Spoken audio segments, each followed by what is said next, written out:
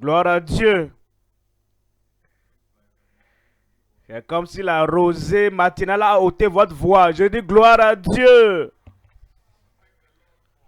Nous remercions le Seigneur pour nous avoir conduits. Et la main dont il nous a aidé à faire du progrès. Le progrès en apprenant.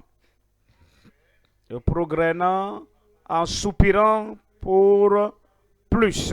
Et le progrès en gagnant tout ce que le ciel a pour nous. Vous savez, ne me dérangez pas votre amen. Hein?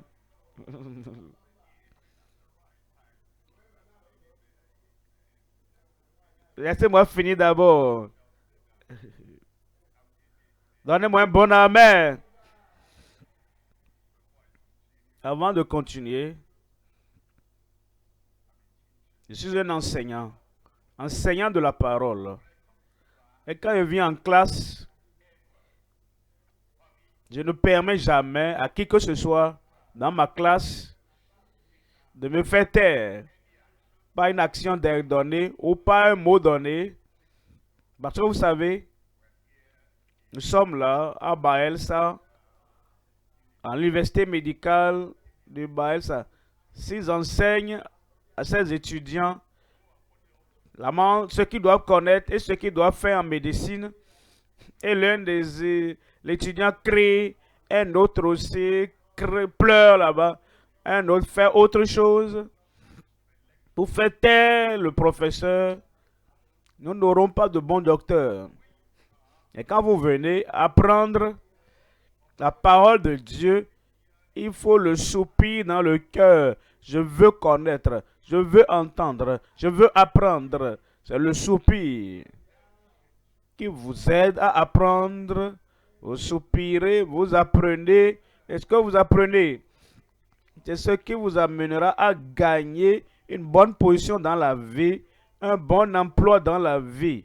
Et vous serez le meilleur dans ce que vous faites à cause de ce que vous avez appris. N'oubliez pas cela. Soupirez, vous apprenez, vous gagnez. Nous sommes là.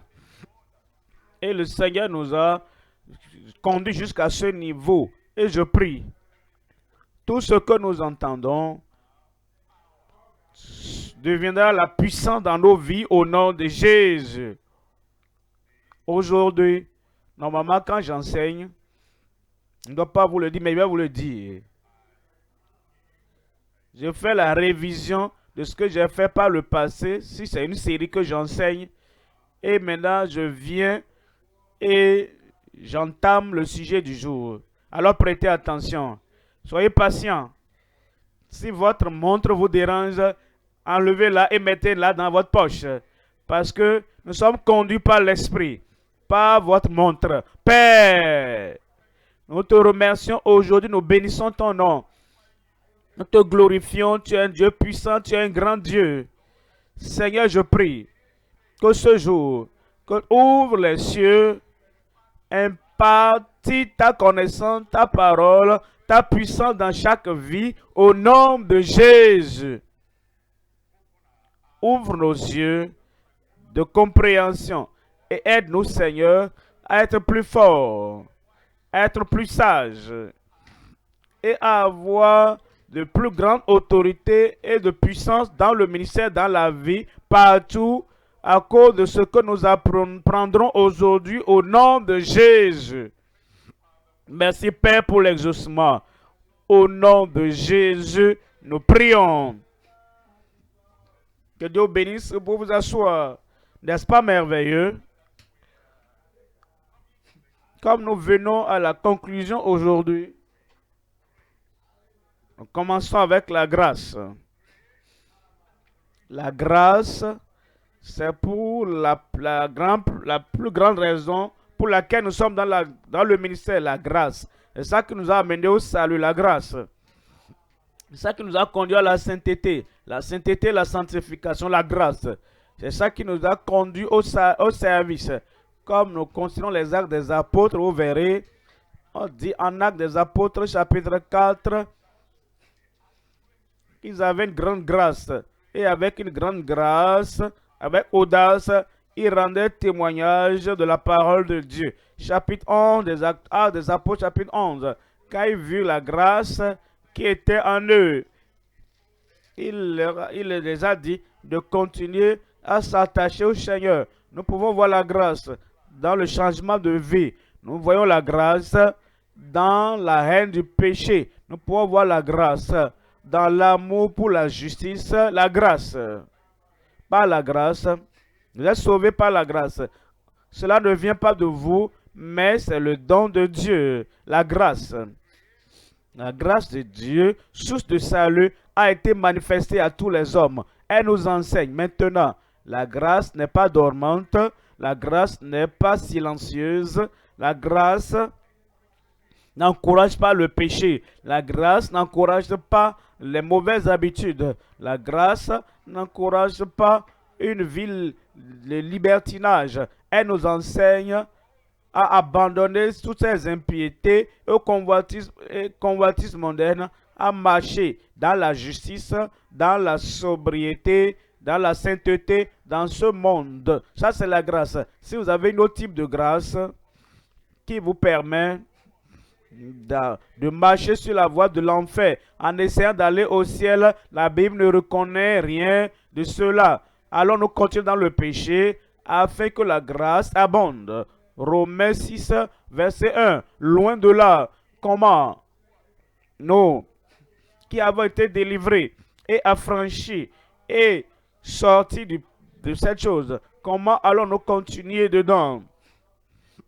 Parce que étant affranchis du péché, nous sommes devenus esclaves serviteurs de Dieu et nous vivons dans la justice.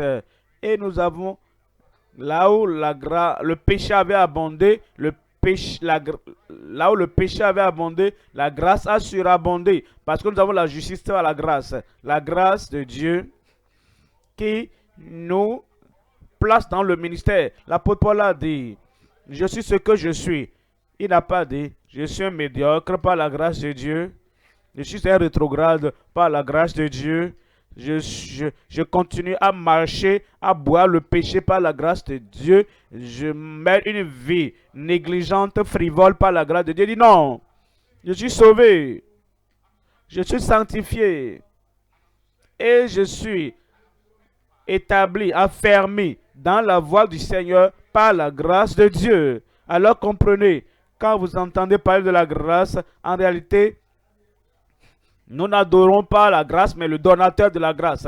En fait, nous ne fléchissons pas sur l'autel de la grâce. Non, la grâce n'a pas d'autel. La grâce est partout et cette grâce est disponible. Mais nous fléchissons pas à l'autel de la grâce, mais nous fléchissons à l'autel de Dieu. Le Dieu de toute grâce qui vient dans nos vies et apporte un changement, apporte la transformation. Alors, nous venons à la grâce de Dieu, mais nous ne venons pas dans le péché, nous ne venons pas dans le mal, nous ne venons pas dans la négligence, nous vivons, nous menons notre vie de sainteté, notre vie de justice, par la grâce qui transforme nos vies.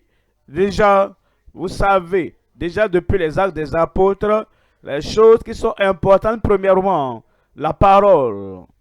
Deuxièmement, le Saint-Esprit. Troisièmement, le nom de Jésus. Quatrièmement, c'est la vision céleste. Premièrement, c'est l'autorité de la parole dans la vie et le ministère. Deuxièmement, c'est la confirmation par le Saint-Esprit dans le ministère. Comme nous nous donnons et nous cédons, nous abandonnons au Seigneur, nous sommes sauvés, nous sommes sanctifiés. Ensuite, nous savons, vous recevez une puissance, le Saint-Esprit survenant sur vous, et vous serez mes témoins à Jérusalem, dans la Judée, dans la Samarie et jusqu'aux extrémités de la terre. Et il dit, attendez jusqu'à Jérusalem, jusqu'à ce que vous soyez revêtus de la puissance d'en haut. Parce que Jean a baptisé d'eau, mais vous serez baptisés immergés, plongés, submergés dans le Saint-Esprit dans quelques jours. Ils ont attendu et ils ont tous continué en, en commun accord dans la prière et la supplication avec les hommes et les femmes. Et le jour de la Pentecôte, ils étaient tous ensemble dans le même lieu. Tout à coup, il vint du ciel un bruit venant du ciel comme un vent et remplit toute la maison. Des langues semblables des langues de feu leur apparurent séparées les unes des autres. Et ils furent tous remplis du Saint-Esprit et se mirent à parler en d'autres langues. Et ils sont allés dans la puissance, dans l'onction, dans la force de ce Saint-Esprit, comme ils sont allés jusqu'à la fin des actes des apôtres. Ensuite, ils ont eu le nom. Le Seigneur Jésus-Christ a dit, il nous a donné le nom, la transformation à travers le nom de Jésus pour le ministère. Et vous verrez dans Actes chapitre 3, je n'ai ni or ni argent, mais au nom de Jésus-Christ de Nazareth, lève-toi et marche. Ce s'est passé. Et ce nom a continué à travailler jusqu'à la fin des actes des apôtres. Et en réalité, je vous ai dit, il n'y a pas une période, un point final, un amen, après le dernier chapitre. Parce que nous devons continuer de cette même manière avec la parole, avec l'esprit, avec le nom de Jésus-Christ. Et je prie, tout cela agira puissamment dans ta vie, dans ton ministère, au nom de Jésus. Je veux un bon amen maintenant. Hein? Alors aujourd'hui, nous venons à la vision céleste. La vision céleste, s'il y a quelque chose que nous pouvons dire, qu'est-ce qui les a soutenus? Qu'est-ce qui les a permis de rester là où ils étaient? Dans la puissance, dans l'autorité, dans le succès. Et ils avançaient avec l'évangile du Seigneur. Et plusieurs venaient dans le royaume. C'était à cause de la vision céleste qui était soutenue. A, l'autorité. C, confirmation. T, transformation. Et le S, soutenir la vision céleste jusqu'à la fin. Soutenir ou maintenir la vision céleste jusqu'à la fin. Ça, c'est le thème du message du jour. Actes chapitre 2, verset 17. Actes chapitre 2, verset 17. Dans les derniers jours, dit Dieu, je répandrai de mon esprit sur toute chair. Vos fils et vos filles prophétiseront. Vos jeunes gens auront des visions et vos vieillards auront des songes.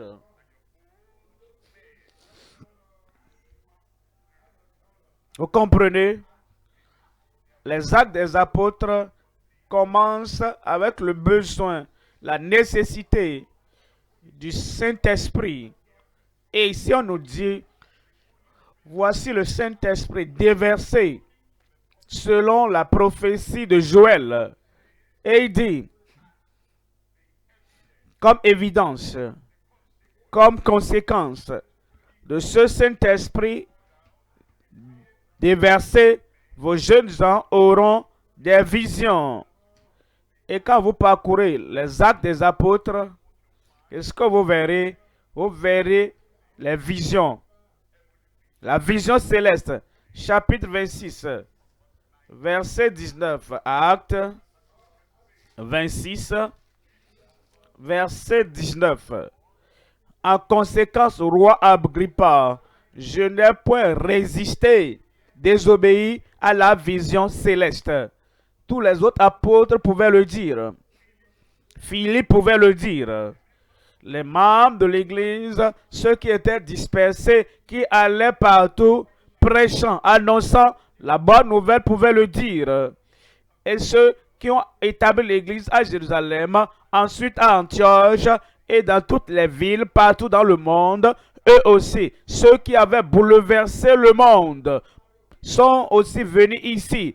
Tous ceux-là pouvaient aussi dire au roi Agrippa, nous n'avons pas résisté, désobéi à la vision céleste. Et dans nos vies, si nous avons de visions, si nous avons de révélations au début du ministère, alors si nous voulons recevoir la couronne, si nous voulons recevoir le bienfait, bon travail du Seigneur à la fin, la vision qu'il nous a donnée au début, nous devons être capables de dire, je n'ai pas désobéi à la vision céleste. Pense à cela toi-même.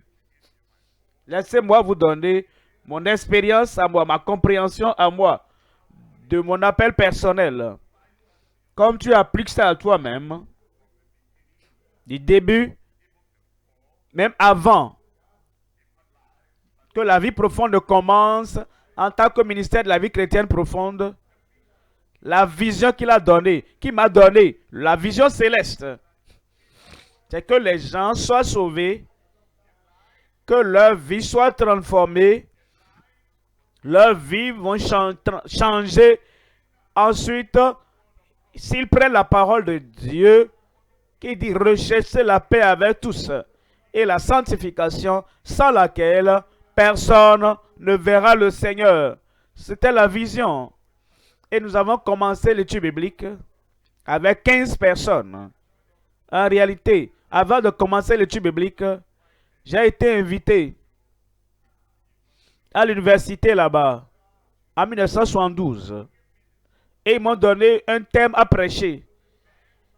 Et à ma meilleure compréhension de la Bible, j'ai prêché cela, parlant du salut, la transformation. Si quelqu'un est en Christ, il est une nouvelle créature. Les choses anciennes sont passées et voici, toutes choses sont devenues nouvelles. J'ai livré le message comme je l'ai appris dans la parole. Immédiatement que j'ai fini, j'ai laissé le micro. Quelqu'un est venu et a pris le micro. Il a dit attendez, attendez, attendez. Tout le monde attendait. Nous n'acceptons pas ce que l'homme a prêché. Il a dit personne ne peut vivre au-dessus du péché. Personne ne peut vivre sans péché. Nous serons tous de péché jusqu'à nous arrivons là-bas. Qu'est-ce que vous pouvez faire? Ce n'est pas ma communion. Ce n'était pas mon ministère. Ce n'était pas mon assemblée. Ils m'ont invité. Donc, je me suis assis. Quelqu'un d'autre est venu et a dit non. Attendez, attendez. Nous aussi ne croit pas. Laissez-le partir. Après qu'il serait parti, nous allons nous régler entre nous.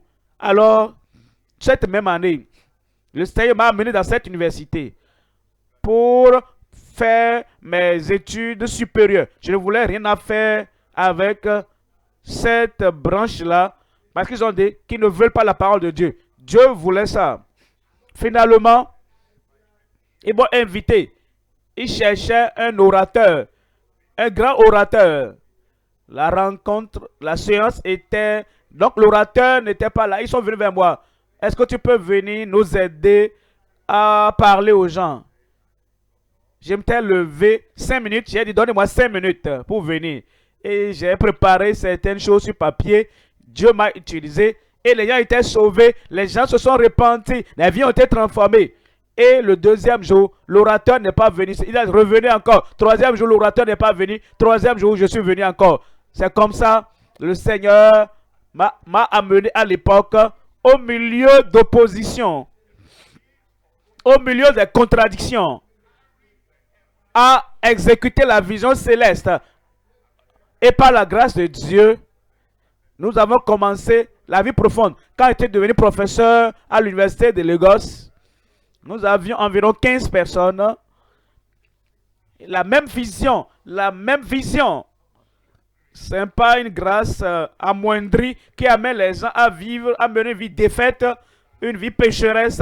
La grâce La grâce plus grande que tous nos péchés. Grâce qui nous purifie à l'intérieur. La grâce qui nous amène à mener une vie que Dieu lui-même a établie. Si Christ est mort sur la croix du calvaire, les couronnes d'épines sur sa tête, les coups de fouet sur son dos, pratiquement nu, une mort honteuse. Alors après cela, tout ce que nous avons, c'est de vivre, mener une vie pécheresse. Ce sera douloureux au Seigneur. Mais il est mort pour nous donner la grâce. La grâce qui mène une vie de justice. Alors depuis ce temps, par la grâce de Dieu, nous avons continué à publier, à proclamer, à prêcher cette vision céleste. Et j'ai trouvé des gens ouvertement et publiquement devant moi, ont rejeté et m'ont dit qu'ils ne veulent pas ça.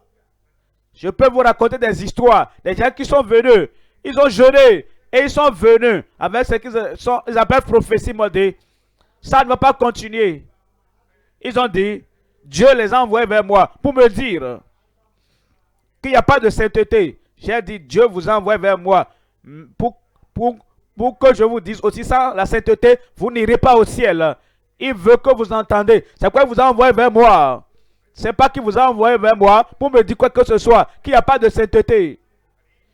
Je n'ai pas permis à qui que ce soit, même pas la chorale, même pas l'un ouvrier, de changer la vision céleste, rechercher la paix avec tous les hommes et la sainteté sans laquelle personne ne verra le Seigneur. Nous avons soutenu cela. Je maintiens cela. Je fais des croisades, mais je suis toujours vie profonde.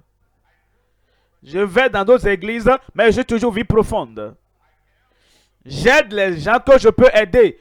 Je ne vais pas permettre aux croisades, à l'aide aux autres, m'arracher la vision céleste. Ça ne le fera pas. J'ai dit ça ne le fera pas. En réalité, chorale.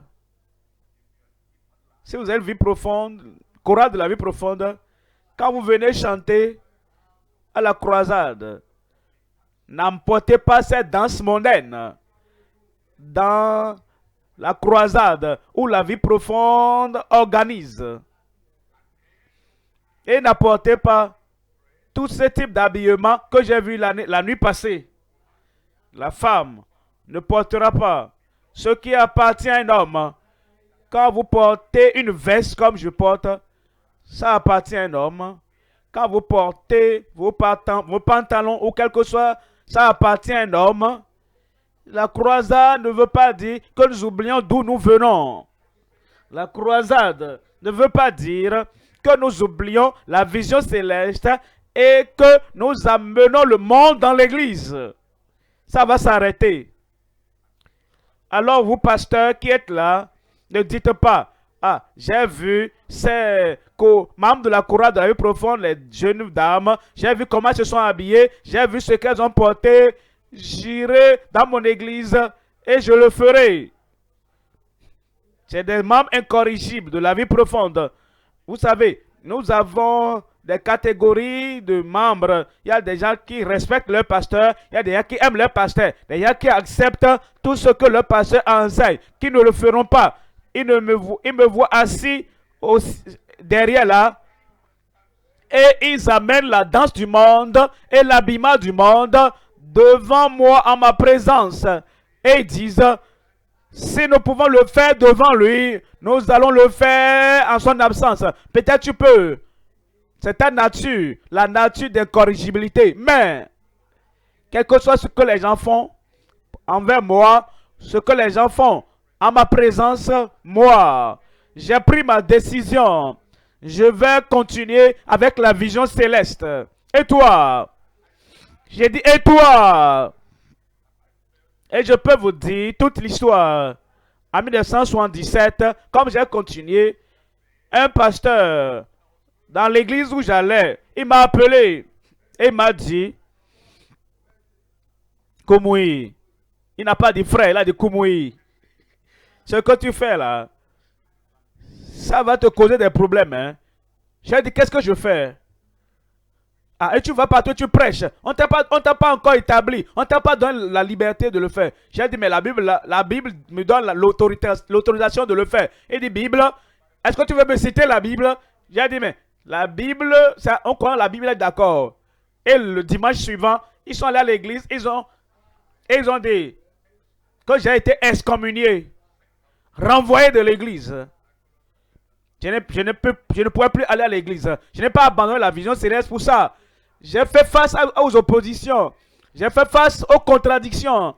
J'ai fait face aux gens qui avaient le fer comme colonne vertébrale. Ça ne m'a pas changé. Bah, ça ne va pas me changer. Je suis venu avec la vision céleste. Je suis venu avec tout mon cœur, voulant sacrifier tout ce que j'ai pour aider à Baelsa. Que leur chorale, que leur ministre, l'État de Baelsa ne va pas voler et arracher la vision céleste de mes mains. Un bon amen. Vous serez mécontent si vous entendez que j'ai quitté l'État de Baelsa. L'attitude et les actions et les habillements m'ont rabaissé, que ça m'a fatigué, que je n'ai pas pu continuer. Moi, je vais continuer. Et vous allez continuer au nom de Jésus. Vous dites, pasteur, est-ce que vous combattez ce matin? Oui.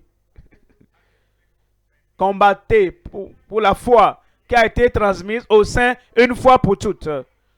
Combattez le bon combat de la foi. Vous voulez, on veut t'arracher l'évangile, tu ne vas pas te combattre. On veut t'arracher la sainteté, tu ne vas pas combattre.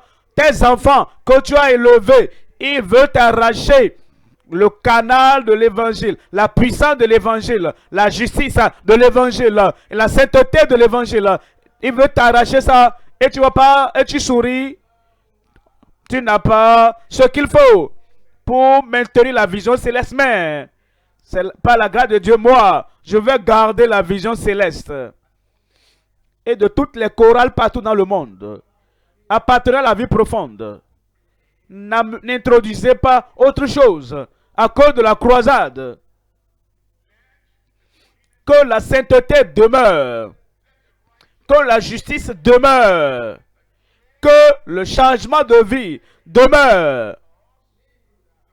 Parce que le monde est en unité avec Dieu. Et si vous amenez le monde, vous deviendrez ennemis de Dieu. Cette église, la vie profonde, les croisades ou pas croisades, conférence des ministres ou pas conférence des ministres, tout ce que le Seigneur nous a révélé, nous allons maintenir jusqu'à la fin au nom de Jésus. Je le ferai. Il dit, je le ferai. Je le ferai. Soutenir ou maintenir la vision céleste jusqu'à la fin. 3 choses à considérer. Premièrement, l'engagement à la plus grande vision sur terre. Deuxième point, la concentration sur la vision de la moisson avec ferveur. Troisième point, la consécration. Premièrement, c'est la concentration. La consécration à la vision céleste jusqu'à la fin. Et je prie que tout ce que nous dirons aujourd'hui, tout ce que nous apprendrons aujourd'hui, devienne une puissance dans ta vie, dans ton cœur, jusqu'à la fin, au nom de Jésus. Premier point, l'engagement à la plus grande vision sur terre. L'engagement à la plus grande vision sur terre. Actes, chapitre 6, verset 2.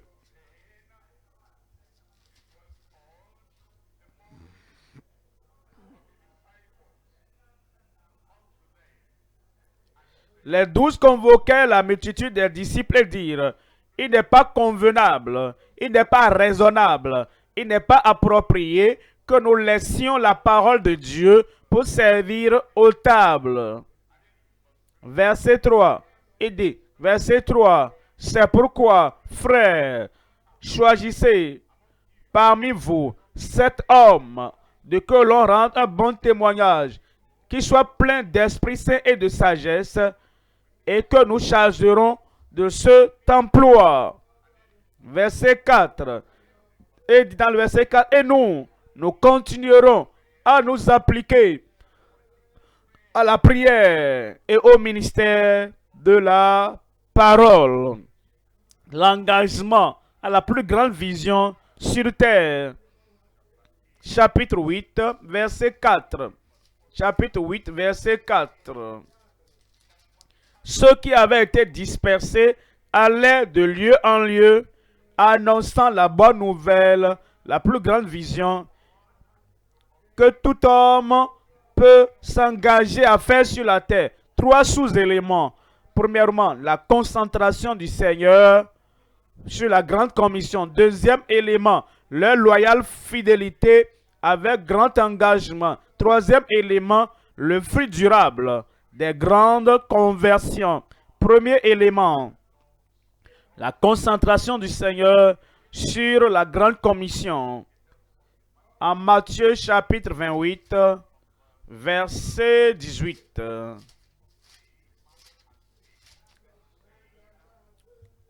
Jésus s'étant approché leur parla ainsi. Tout pouvoir m'a été donné dans le ciel et sur la terre. Verset 19. Allez faire de toutes les nations, parce que j'ai tout le pouvoir dans le ciel, sur la terre. Avec ce pouvoir, avec cette compréhension, avec cette persuasion, allez faire de toutes les nations des disciples, les baptisant au nom du Père, du Fils et du Saint-Esprit. Verset 20.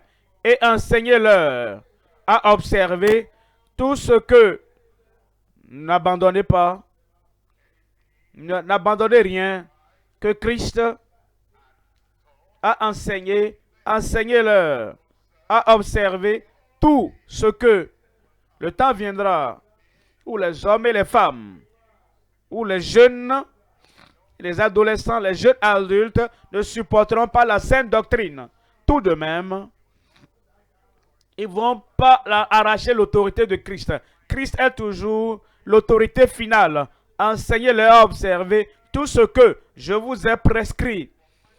Et voici, je suis avec vous tous les jours jusqu'à la fin du monde. Et l'Église dise Amen. Et dit jusqu'à la fin du monde. Tout ce qu'il a enseigné, tout ce sur quoi il a mis l'accent, tout ce qu'il a révélé jusqu'à la fin du monde, vous devez observer ces choses personnellement dans votre vie. Et ensuite, après les avoir observées, après avoir vécu cette vie, la vie de justice et de sainteté sans laquelle personne ne verra le Seigneur, vous devez l'enseigner afin que ceux qui écoutent soient sauvés de façon authentique. Et nous devons prêcher la repentance et la foi en Christ pour que cela se produise. Luc 24, verset 47. Et que la repentance et le pardon des péchés seraient prêchés en son nom à toutes les nations, à commencer par Jérusalem. Verset 48. Vous êtes témoins de ces choses. Verset 49. Et voici, j'enverrai, moi Christ, j'enverrai, moi le Sauveur, moi le Sanctificateur, moi ton bon berger, et moi, avec toute autorité et puissance, j'enverrai sur vous ce que mon Père a promis. Mais vous restez dans la ville de Jérusalem jusqu'à ce que vous soyez revêtus de la puissance d'en haut. Deuxième élément, leur loyale fidélité avec engagement à la grande commission. leur loyale fidélité, avec grand engagement. Acte 2, 14. Acte 2, 14. Alors Pierre, se présentant avec les 12, avec les 11, éleva la voix et leur parla en ces termes. Hommes juifs, et vous tous qui séjournez à Jérusalem, sachez ceci et prêtez l'oreille à mes paroles. Alors il les a parlé. Il n'a pas rabaissé la parole, parce que quelques semaines avant, ces mêmes gens, ils ont tué Jésus. Et Jésus est mort, a été enseveli et ressuscita. Il les a raconté toute l'histoire. Il les a dit que c'est eux les coupables. Ils n'étaient pas fâchés. Quand un pécheur qui veut vraiment aller au ciel, quand il écoute la parole de Dieu, il ne se fâche pas. Pourquoi te fâches-tu? Tu as volé, le prédicateur que tu es un voleur. Il t'a dit la vérité. Tu as tué le Seigneur. Et le prédicateur a dit que tu as tué Christ, le prince de vie. C'est ce que tu as fait. Pourquoi tu te fâches? Tu frappes ta femme et tu renvoies ta femme. Et maintenant, tu dis, quel que soit, je ne vais pas reprendre la femme. Le prédicateur vient et dit, tu as chassé ta femme. Comment est-ce que tu peux te fâcher? Tu l'as fait et le prédicateur l'a dit. Et il les a appelés à la repentance. Verset 36. Verset 36. Que toute la maison d'Israël sache, donc avec certitude, que Dieu a fait Seigneur et Christ, ce même Jésus que vous avez crucifié. Verset 37. Après avoir entendu ce discours, ils eurent le cœur vivement touché. Et ils dirent à Pierre et aux autres apôtres, oh mon frère, que ferons-nous? Ils ont accepté, nous avons tort. Ils ont accepté, nous avons tué le prince de vie. Est-ce que nous pouvons faire quelque chose à ce sujet maintenant? Ils ne seraient pas venus à ce point de conviction et de confession qui conduira à la conversion si Pierre n'avait pas maintenu la vision céleste. Garde la parole telle qu'elle doit être. Ne regarde pas les visages de ceux qui t'écoutent. Reste avec la parole. Tiens avec la parole. Et mets l'accent sur la vérité. Alors, ils ont eu la conviction. Quand ils ont écouté cela, ils eurent le corps vivement touché. Et ils dirent à Pierre et aux autres apôtres, hommes, frères, que ferons-nous? Verset 38. Verset 38. Pierre leur dit, repentez-vous maintenant. Les autres apôtres étaient là. Et aucun des apôtres n'a dit, Pierre, assieds-toi. Pourquoi est-ce que tu dis de se repentir? Croyez! Pourquoi tu leur dis de se repentir? Recevez! Pourquoi tu leur dis de se repentir? Louez seulement le Seigneur. Ils n'ont pas contredit entre eux. Vous savez, à une séance, la chorale ne doit jamais contredire le prédicateur. Vous êtes comme les précurseurs, comme Jean, qui est venu avant le Seigneur Jésus-Christ, le vrai prédicateur de la parole. Il nous révélera la parole. La parole était avec Dieu et la parole était Dieu. Jean dit, il doit croître et je dois diminuer. Quiconque vient avant le prédicateur et veut accroître, être magnifié, être grand, et veut les acclamations, tu ne peux pas bien le faire. Tu dois diminuer cela. Le prédicateur de la parole viendra et ils vont toujours respecter le prédicateur. Pas tu tires ceci et le prédicateur tirer ailleurs.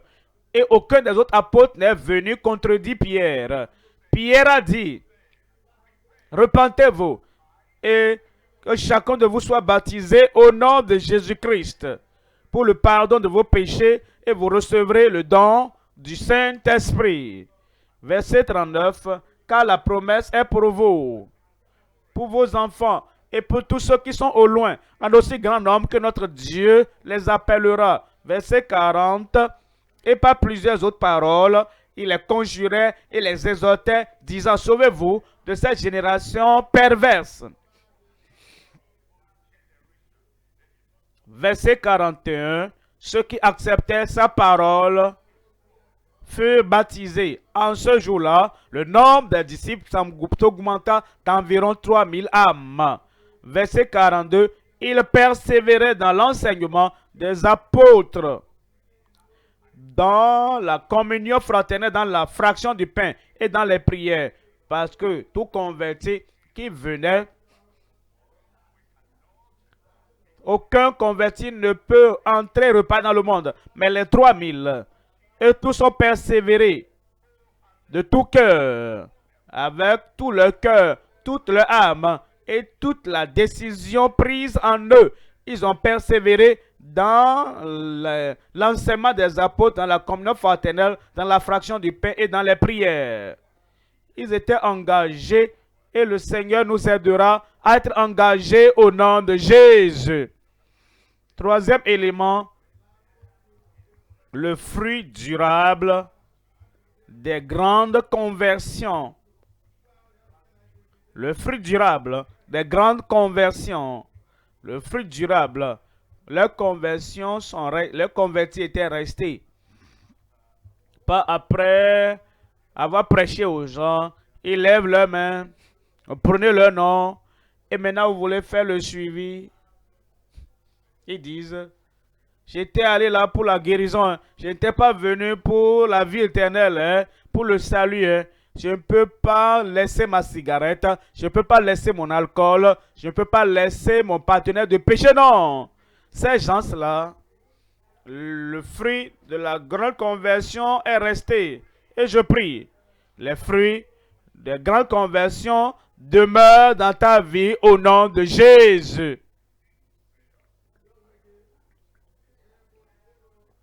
Toi-même, en tant que fruit de cette confiance, tu vas demeurer. Tu vas demeurer. La parole, que tu écoutes, et quand même je serai reparti à ma base, que toi-même tu seras reparti à ta base, tu vas continuer au nom de Jésus. Regardez ici, s'il vous plaît. Je me rappelle, les pasteurs qui m'ont enseigné sur le salut, sur la sanctification, sur la sainteté, et finalement, ils étaient très amicaux, très gentils, aimables. Mais quand j'ai commencé l'étude biblique, ils sont tournés et ils m'ont appelé. Je voyais les visages de ces gens-là. Ils m'ont appelé dans une salle, dans un comité. Tel homme là. Et l'autre aussi était là. Quand j'ai regardé leur visage, c'est comme si Jonas était dans le ventre du poisson. Je suis sorti. Il dit, je suis sorti. C'est pourquoi vous me voyez aujourd'hui, non? Ils étaient fâchés. Très, vraiment, ils m'ont menacé. Je ne peux pas vous dire ce que l'un d'eux m'a dit. Menaçant. Mais je n'ai pas dit, tu m'as enseigné la sanctification. Tu m'as enseigné, je ne savais pas que la colère est un péché. Maintenant, il se fâche contre moi. Il a dit des choses que si j'avais accepté ces choses, je serais mort physiquement. Mais, je n'ai pas dit, il m'a enseigné la sanctification, maintenant, il est en colère contre moi. Regarde ce qu'il dit, alors j'abandonne la sanctification. Prends ta sanctification. Non, non, non. Ce n'est pas leur sanctification. La circoncision du cœur, c'est dans la Bible. La sanctification, c'est dans la Bible. La sainteté, c'est dans la Bible. Que ceux qui m'ont enseigné, qu'ils changent s'ils veulent. Moi, je ne peux pas abandonner ça. C'est la parole de Dieu. Est-ce que je vais renier Christ parce que l'un de ses messagers s'est mal comporté et m'a manifesté la haine. Non. Ils ont persévéré. Quand tu écoutes la parole de Dieu et tu sais que c'est la parole de Dieu, tu ne te fâches pas pour dire, ah, si c'est lui qui me réprimande, qui me corrige comme ça, alors je rejette. Non, tu n'étais pas un vrai converti. Si tu es un vrai converti, tu vas continuer. Regardez-moi, j'ai continué. J'ai dit, j'ai persévéré. Toutes ces années, depuis 1964, quand j'étais converti, jusqu'à ce jour, 2022, tous les enseignements dont j'ai besoin, tout ce que les gens ont fait, j'ai vu des choses qu'ils ont, même dans leur vie privée, parce que j'étais proche d'eux. Tout cela ne m'a pas arraché ce que je connaissais. Tout ce que tu vois autour de toi, ça ne doit pas arracher le vrai évangile et la puissance de l'évangile de ta vie au nom de Jésus. Je continue. J'ai dit je continue. Acte chapitre 6, verset 7. Acte 6, verset 7. La parole de Dieu se répandait de plus en plus. Le nombre des disciples augmentait beaucoup à Jérusalem. Et une grande foule de sacrificateurs obéissait à la foi. Un grand nombre, une grande foule de sacrificateurs obéissait à la foi. Que cela soit accompli dans ta vie au nom de Jésus. Deuxième point.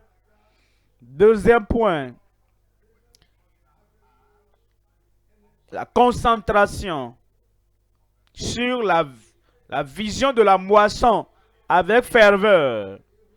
Pas avec somnolence, pas avec fatigue, pas avec épuisement, pas avec dépression, mais vous vous concentrez sur la vision de la moisson avec ferveur. Et je prie que cette vision allait par tout le monde et prêcher la bonne nouvelle à toute la création. Que rien ne te décourage. Rien ne va te déprimer. Je ne serai pas déprimé. Dis-le, non. Tu ne seras pas déprimé au nom de Jésus. Tu ne seras pas abattu au nom de Jésus. La concentration sur la vision. Acte 11. Acte 11, verset 12. L'Esprit me dit de partir avec eux sans hésiter. Les 6 hommes que voici m'accompagnèrent et nous entrâmes dans la maison de Corneille. C'est Pierre qui parlait. Il a eu la vision venant du ciel. Et Dieu a dit, lève-toi, tue et mange. Il n'avait pas compris. Il a dit, rien d'impur n'est jamais entré dans ma bouche. Le Seigneur dit, dans cette vision, ce que Dieu lui-même a déclaré pur, ne le regarde pas comme souillé. Pendant qu'il y réfléchissait, l'Esprit de Dieu lui dit, les hommes te demandent, va avec eux sans hésiter. Alors il rendait le compte, l'Esprit me dit d'aller sans hésiter. Il s'est concentré sur cette vision de la moisson. 3 éléments. Premièrement, la priorité de la prédication au-dessus du confort et de l'aisance. Deuxième élément, leur persévérance en prêchant contrairement aux conventions. Troisième élément, la préservation des assemblées des convertis.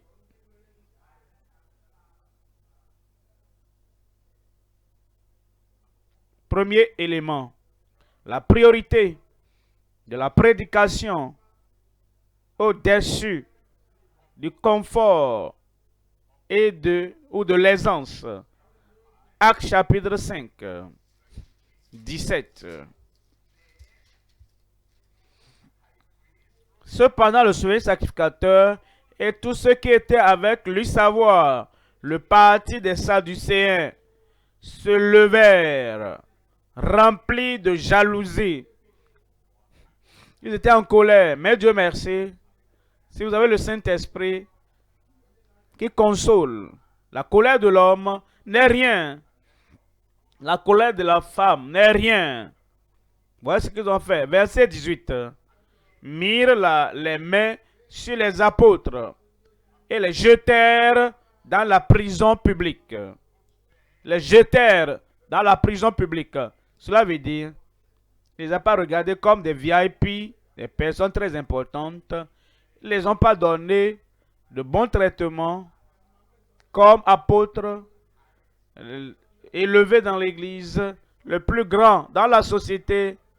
Ils ne les ont pas regardés comme ça. Ils les ont regardés comme des gens, les hommes ordinaires du peuple, ceux qui devaient marcher. Ils les jetèrent dans la prison publique. Verset 19. Mais un ange du Seigneur ayant ouvert pendant la nuit les portes de la prison, les anges ne les ont pas regardés tels que les Sadducéens, les pharisiens les considéraient. Les anges étaient envoyés par Dieu. C'étaient des hommes d'honneur. C'étaient des hommes de prestige. C'étaient des hommes de la grande commission. Allez là-bas, ouvrez cette prison publique. Ce n'est pas bon pour les plus grands des hommes qui devaient avoir le plus grand honneur. Ce n'est pas bon qu'ils soient là-bas. Allez ouvrir ces portes. L'ange du Seigneur ayant ouvert pendant la nuit les portes de la prison, les fit sortir. Il va te faire sortir. Verset 20. Verset 20. Et leur dit, allez, tenez-vous dans le temple et annoncez qu'aucun Sadducéen, aucun pharisien ne monte sur vous, ne vous fasse trembler, ne vous transforme en crevette, comme si vous n'avez pas de colonne vertébrale. Allez, tenez en ce lieu. Ne fuyez pas, tenez. Ne titubez pas, tenez. Ne vous effondrez pas. Ne dites pas, qu'est-ce que je peux faire maintenant? Tenez. Comme un vrai apôtre, tenez. Comme un vrai soldat, tenez. Comme un messager de Dieu venant du ciel, tenez. Et parlez, annoncez au peuple toutes les paroles de cette vie. C'est ce qu'ils ont fait. C'est ce qu'ils ont fait. Parce qu'ils savaient, l'appel de Dieu était sur eux. Verset 42. Verset 42. Et chaque jour, en présence de ces pharisiens, en présence de ces Sadducéens, et chaque jour, dans le temple et dans les maisons, ils ne cessaient d'enseigner et d'annoncer la bonne nouvelle de Jésus-Christ. Je prie que ce même engagement, cette même concentration, que Dieu la donne à chacun au nom de Jésus. Et quelque chose qui se passe, quelque chose qui ne se passe pas, cette parole sortira de toi au nom de Jésus. Deuxième élément, leur persévérance en prêchant contrairement aux conventions. Leur persévérance en prêchant contrairement aux attentes des gens. Acte 5, verset 28. Acte 5, 28. Ne vous n'avons-nous pas défendu expressément d'enseigner en ce nom-là? Et voici, vous avez rempli Jérusalem de votre enseignement et vous voulez faire retomber sur nous le sang de cet homme. Verset 29. Pierre et les autres apôtres répondirent, il faut obéir à Dieu plutôt qu'aux hommes. Ça va t'arriver aussi dans ton ministère, dans ta communauté. Ça va arriver au nom de Jésus. Rappelez-vous, la parole, l'esprit, le nom travaillent ensemble. Et le Seigneur confirmait la parole par des miracles qui l'accompagnaient. Les miracles vont t'accompagner. La puissance va t'accompagner. N'aie pas peur de quoi que ce soit.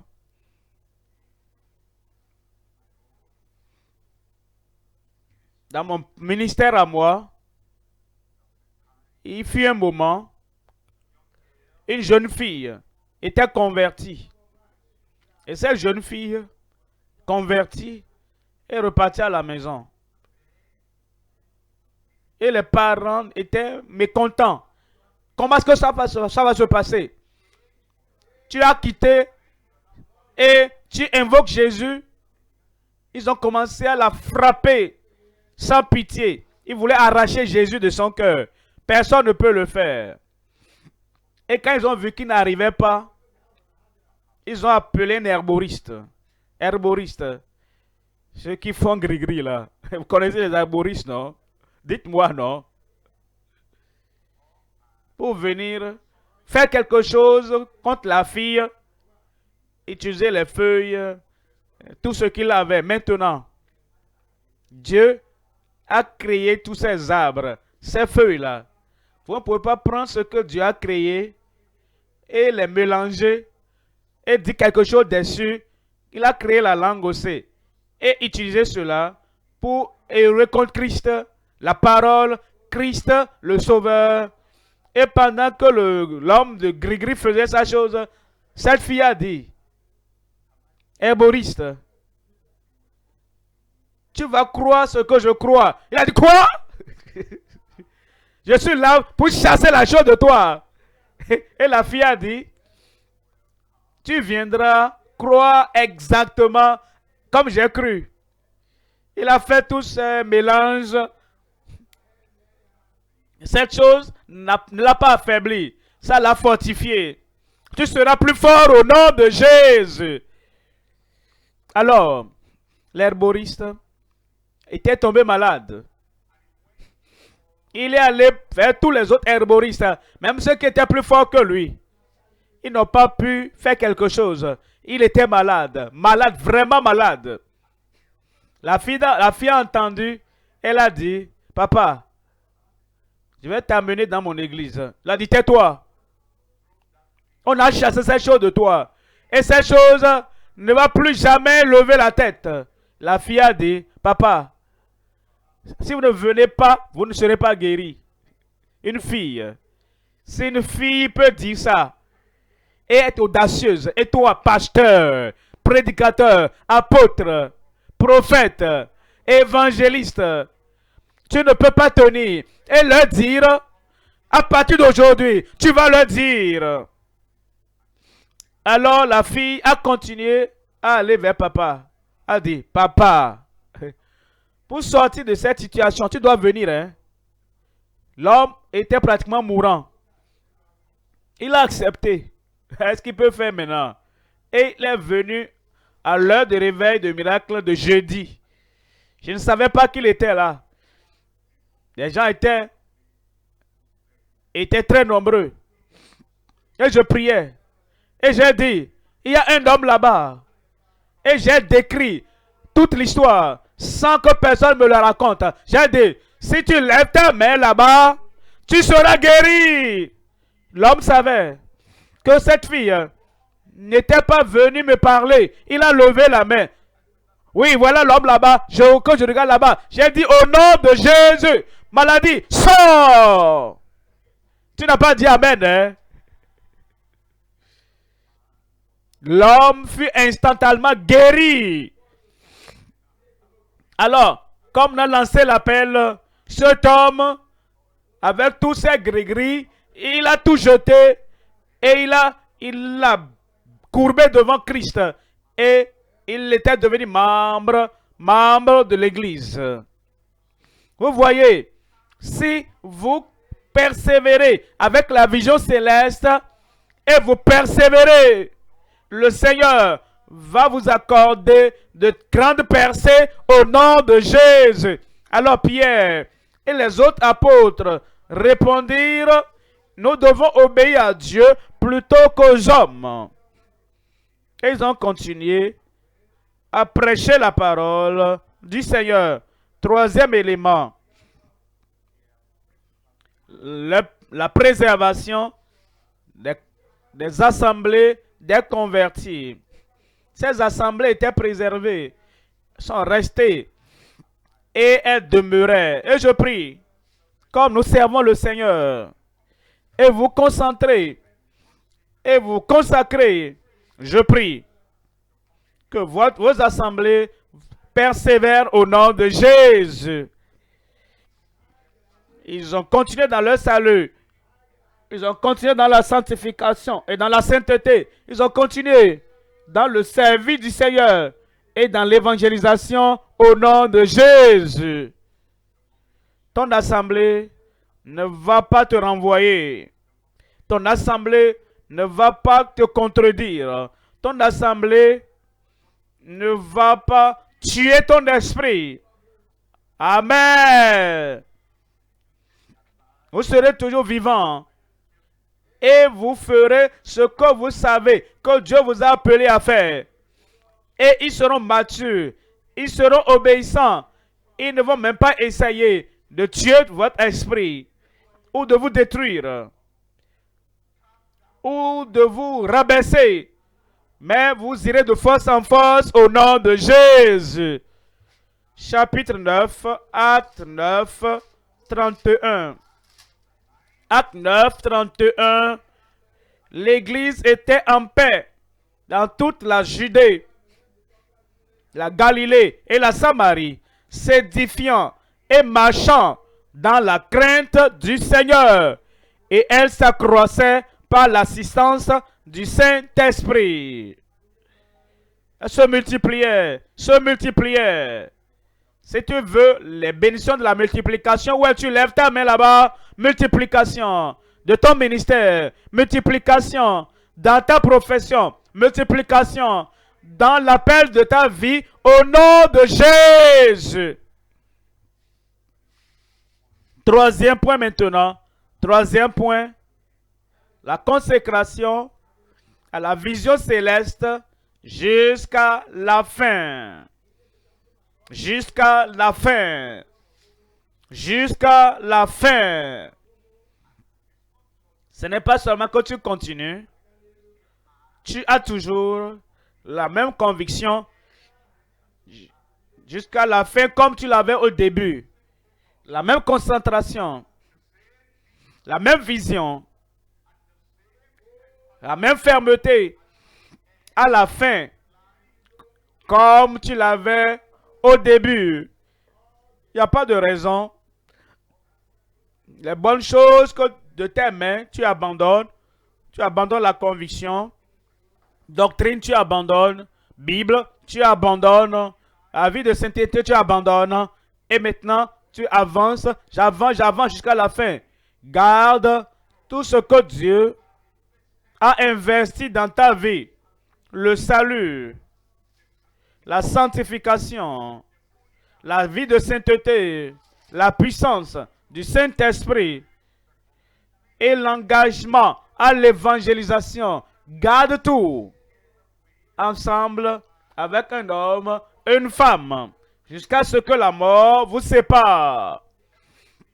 Tout ce que le Seigneur vous a donné au commencement, continuez avec toutes choses jusqu'à la fin. Ça, c'est continuer de façon merveilleuse. C'est pas que tu perds ta colonne vertébrale, tu perds ton souffle, tu perds ta consécration, tu perds tout. Et tu es papa doux, maman doux, on te pousse par-ci par-là, et tu es esclave des gens, et tu n'as plus de conviction, tu dis que tu continues. Non. Rassemble tout encore. Lève-toi encore. Et dis, tout ce que j'avais, je repossède. Et tu vas persévérer.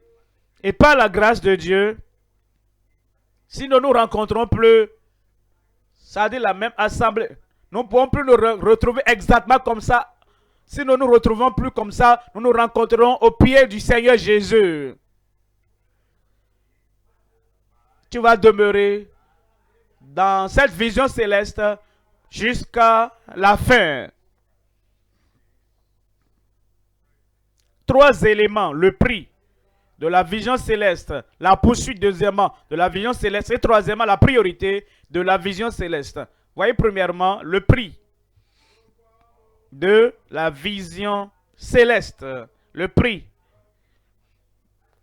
Matthieu 13, 45. Matthieu, chapitre 13, verset 45.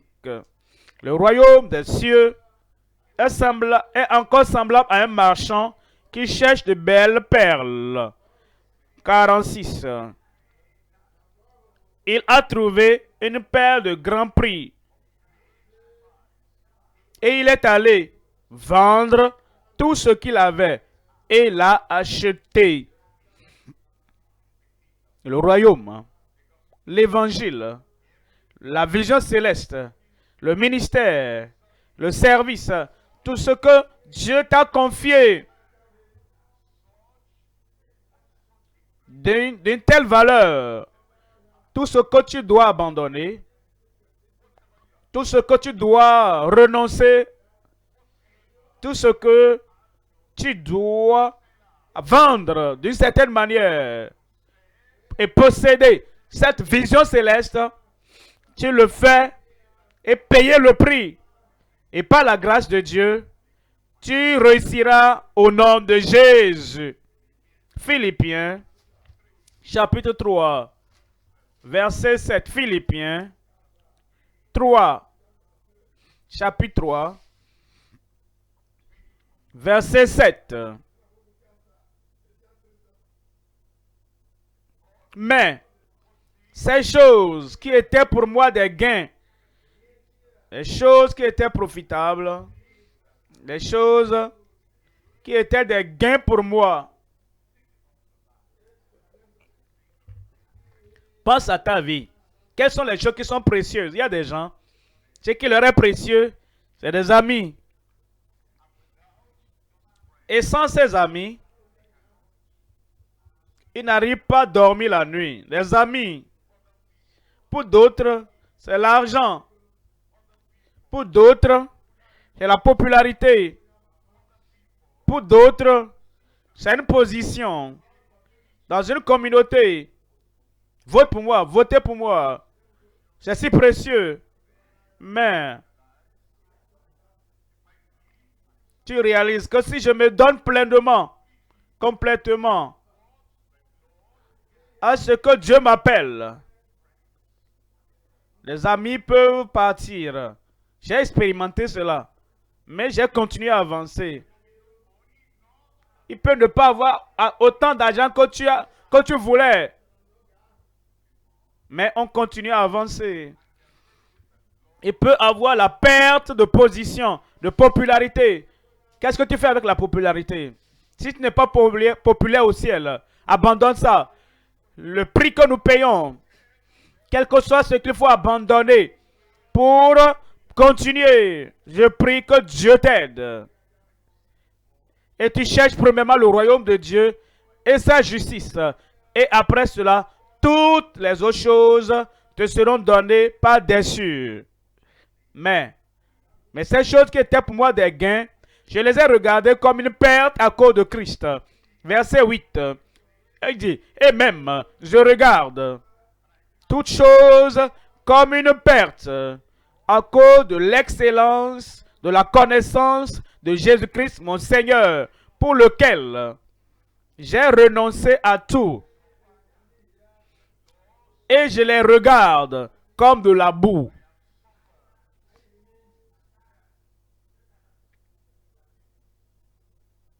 J'ai renoncé à tout. Est-ce que tu peux renoncer à certaines choses? Est-ce que tu peux renoncer à certaines personnes? Est-ce que tu peux renoncer à certaines appréciations à cause de ce que tu tiens, Et tu veux tenir ça jusqu'à la fin. Quelque chose que tu as qui va arracher l'évangile, ce royaume, cette sainteté, cette sanctification de ta main, tu dis, j'ai un choix. Si je tiens ceci, je vais rater le ciel. Si je m'attache à ceci, à cette sainteté, j'irai au ciel. Alors je serai sage d'abandonner ce qui va arracher le ciel et m'attacher à ce qui va me conduire au ciel. Est-ce que c'est bon? Le Seigneur va t'aider. Et je les regarde comme de la boue. À cause de l'excellence de la connaissance de Christ, mon Seigneur, pour lequel j'ai renoncé à tout. Et je les regarde comme de la boue, afin de gagner Christ. Deuxième élément, la poursuite de la vision céleste. La poursuite de la vision céleste. Ces athlètes aux Jeux olympiques, ils courent. Ils sont fatigués, pratiquement à bout de souffle. Ils regardent la ligne d'arrivée. Ils regardent la récompense. Ils regardent la médaille qu'ils auront. Et même s'ils sont fatigués, ils continuent à courir,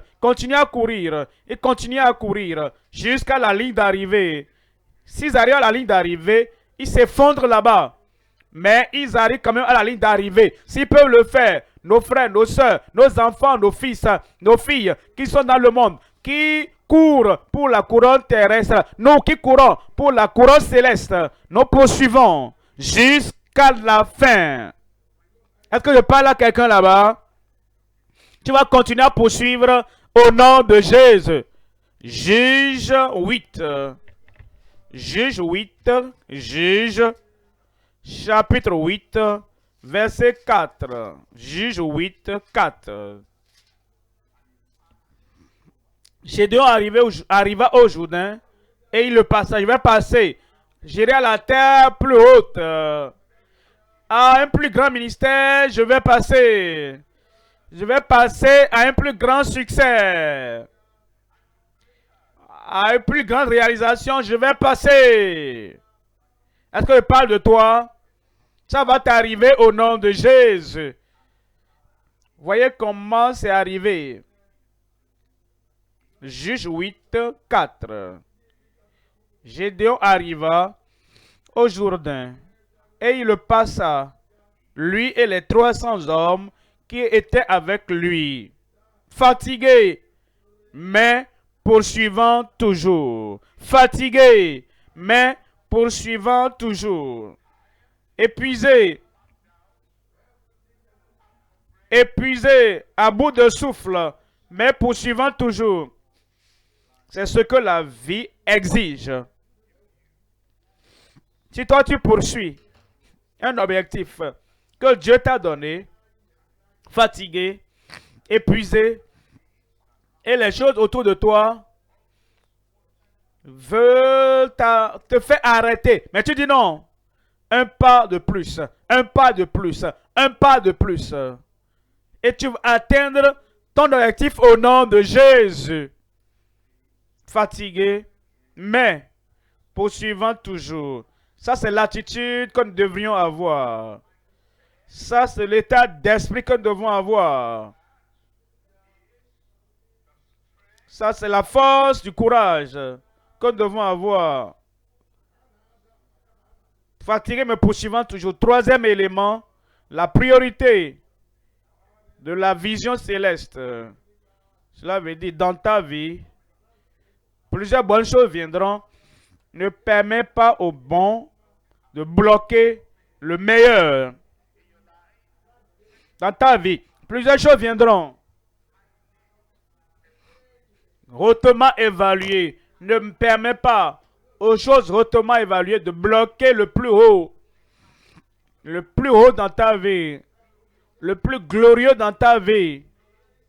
C'est ce service du Seigneur.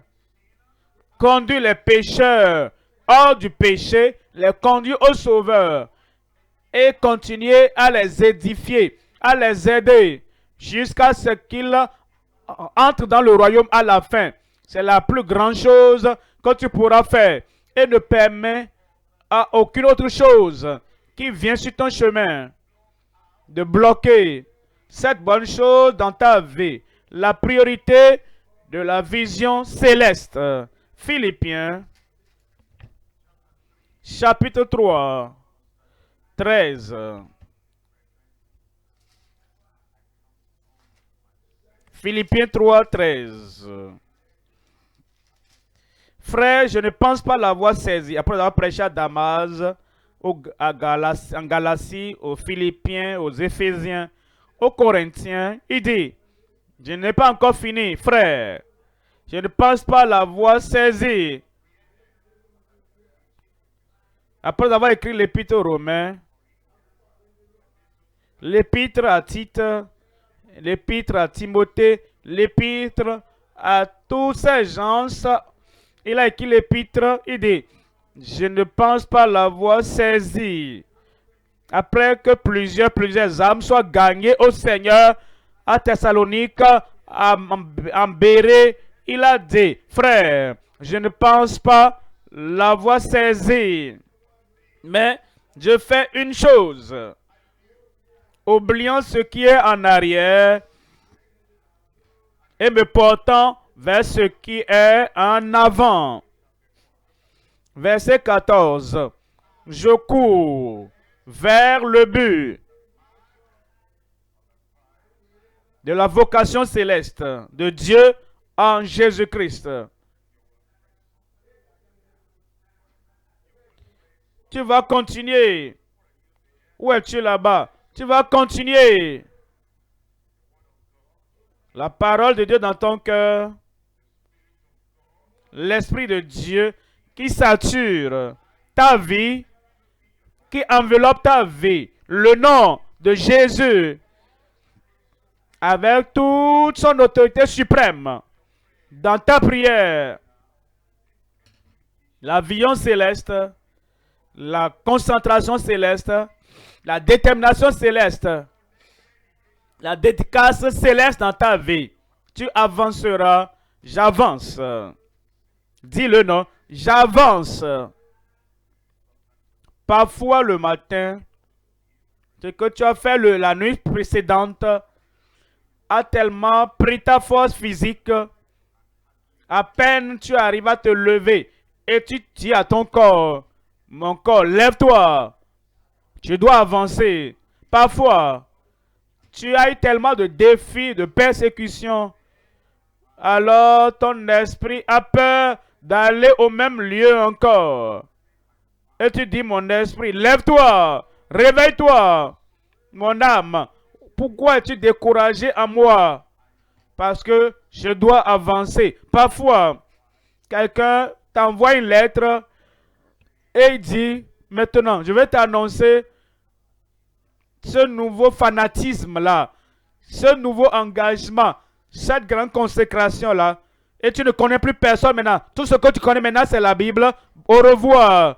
Alors, dans ton esprit, c'est comme si tu suffoques. C'est comme si la vraie raison de la vie par le passé est ôtée de toi.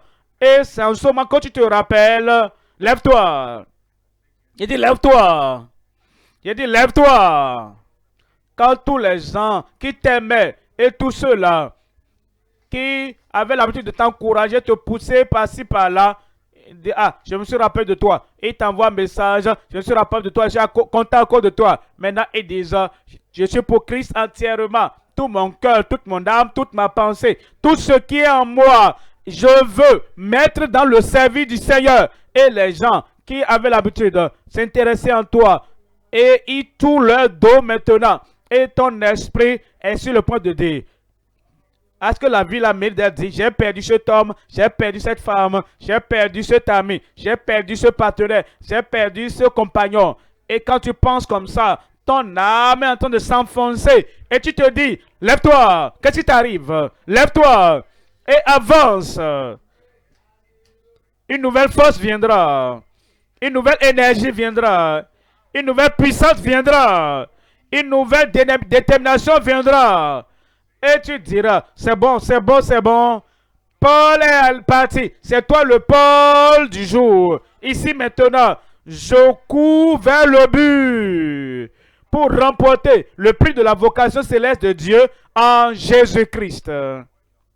Pendant que tu avances, le Seigneur te donnera la force. Laissez-moi conclure avec ceci. Tu es ministre, pasteur, prédicateur, évangéliste. Il allait partout, gagnant des âmes, guérissant les malades. Et ils étaient guéris par centaines. Aux réunions, il allait, mais une maladie s'est répandue, une pandémie a affecté les membres de sa famille. Il les servait, priait pour eux. À la fin, cette plaie est venue sur lui. Il était complètement bas, non seulement couché, il était complètement abattu. Son esprit était abattu. Son esprit était abattu. Et le mystère devant lui se disait, je ne peux plus continuer. Alors il a prié. Rien ne s'est passé. Il a prié encore. Rien ne s'est passé. Il a dit, Dieu, le ministère est devant moi. La prédication est devant moi. Comment est-ce que je peux le faire ce ministère sans ma guérison? Et il a entendu la voix. Prends-moi à ma parole. Son corps n'a pas changé. La force n'est pas venue.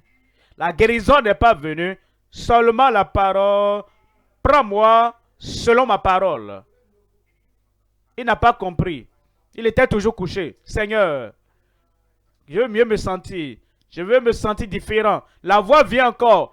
Prends-moi selon ma parole. Alors il a compris. Le Seigneur a dit, faites-les voilà jusqu'à ce que je vienne. Prends-moi selon ma parole. Alors il s'est levé. La maladie était encore là. La douleur était encore là. La fatigue était là. L'épuisement était là. Prends-moi selon ma parole. Il s'est habillé. Il a pris sa Bible. Il a dit, Seigneur, je m'en vais. Et dès qu'il est sorti, la guérison totale, guérison parfaite, instantanément, immédiatement. Ça, c'est avancé. Il te donnera la guérison. Il te donnera la force. Il te donnera les finances. Il te donnera tout ce dont tu as besoin au nom de Jésus. Le Seigneur est à tes côtés. Mais il veut que tu aies cet esprit d'avancer. Tu le prends selon sa parole. Tous les besoins de ta vie seront satisfaits au nom de Jésus. Avance. Avance. Avance. Où es-tu? Lève-toi et dis au Seigneur, pas d'épuisement, pas de fatigue, pas de découragement, pas de pleurs, pas de tristesse.